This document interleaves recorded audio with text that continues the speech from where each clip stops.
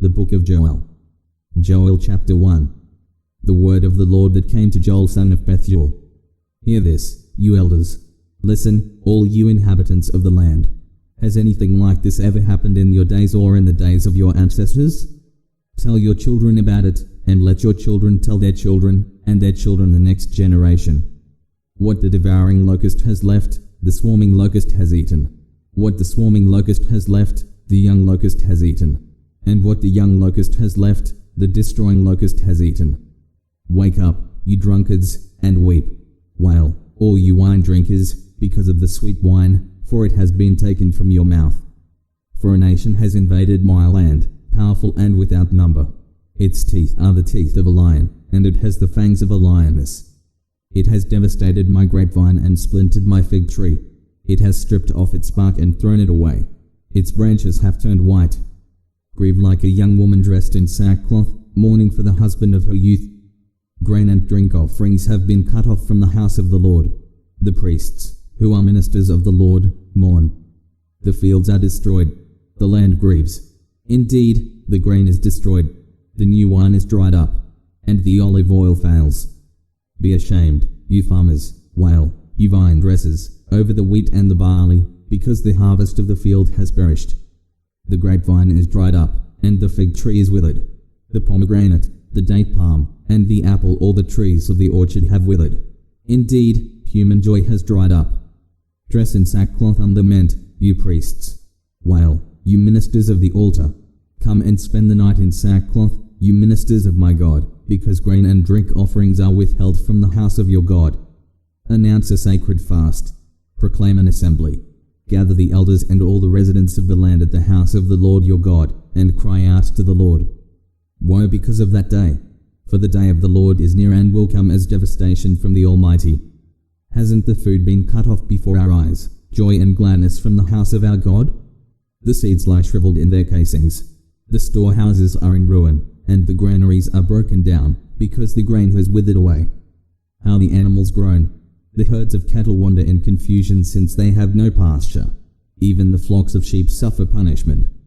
I call to you, Lord, for fire has consumed the pastures of the wilderness, and flames have devoured all the trees of the countryside. Even the wild animals cry out to you, for the riverbeds are dried up, and fire has consumed the pastures of the wilderness. Joel chapter 2. Blow the horn in Zion. Sound the alarm on my holy mountain. Let all the residents of the land tremble, for the day of the Lord is coming. In fact, it is near. A day of darkness and gloom, a day of clouds and dense overcast, like the dawn spreading over the mountains. A great and strong people appears, such as never existed in ages past and never will again in all the generations to come.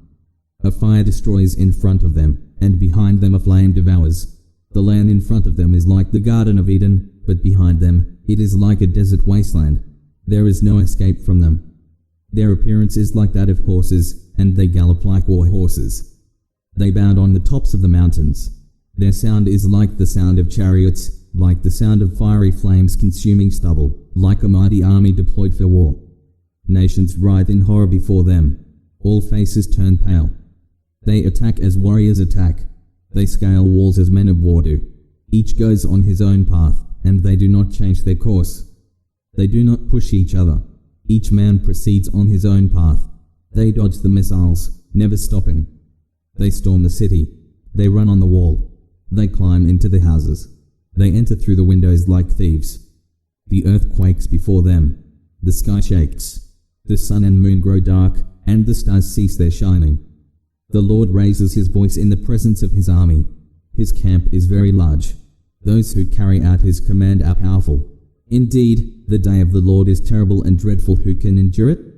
Even now this is the bracketed text has been added for clarity.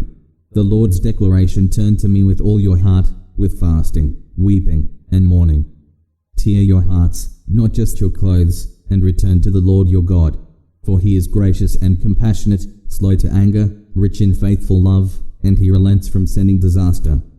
Who knows? He may turn and relent and leave a blessing behind him, so you can offer grain and wine to the Lord your God. Blow the horn in Zion. Announce a sacred fast. Proclaim an assembly. Gather the people.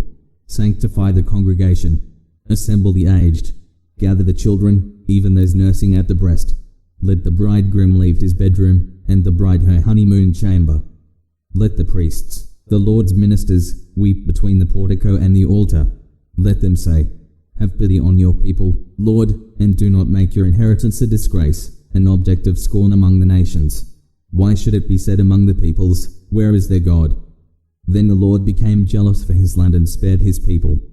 The Lord answered his people, Look, I am about to send you grain, new wine, and olive oil. You will be satiated with them, and I will no longer make you a disgrace among the nations. I will drive the northerner far from you and banish him to a dry and desolate land, his front ranks into the Dead Sea, and his rear guard into the Mediterranean Sea. His stench will rise. Yes, his rotten smell will rise, for he has done catastrophic things. Don't be afraid, land. Rejoice and be glad, for the Lord has done great things.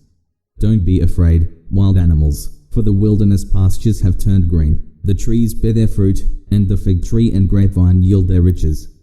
Children of Zion, rejoice and be glad in the Lord your God, because he gives you the autumn rain for your vindication. He sends showers for you, both autumn and spring rain as before. The threshing floors will be full of grain, and the vats will overflow with new wine and olive oil. I will repay you for the years that the swarming locust ate, the young locust, the destroying locust, and the devouring locust, my great army that I sent against you. You will have plenty to eat and be satisfied. You will praise the name of Yahweh your God, who has dealt wondrously with you. My people will never again be put to shame. You will know that I am present in Israel and that I am the Lord your God, and there is no other. My people will never again be put to shame. After this I will pour out my spirit on all humanity. Then your sons and your daughters will prophesy, your old men will have dreams, and your young men will see visions. I will even pour out my spirit on the male and female slaves in those days. I will display wonders in the heavens and on the earth, blood, fire, and columns of smoke.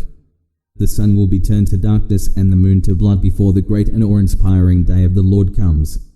Then everyone who calls on the name of Yahweh will be saved, for there will be an escape for those on Mount Zion and in Jerusalem, as the Lord promised. Among the survivors the Lord calls. Joel chapter 3. Yes, in those days and at that time, when I restore the fortunes of Judah and Jerusalem, I will gather all the nations and take them to the valley of Jehoshaphat. I will enter into judgment with them there because of my people, my inheritance Israel. The nations have scattered the Israelites in foreign countries and divided up my land.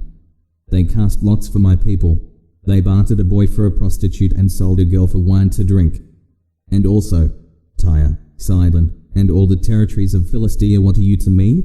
Are you paying me back or trying to get even with me? I will quickly bring retribution on your heads. For you took my silver and gold and carried my finest treasures to your temples. You sold the people of Judah and Jerusalem to the Greeks to remove them far from their own territory.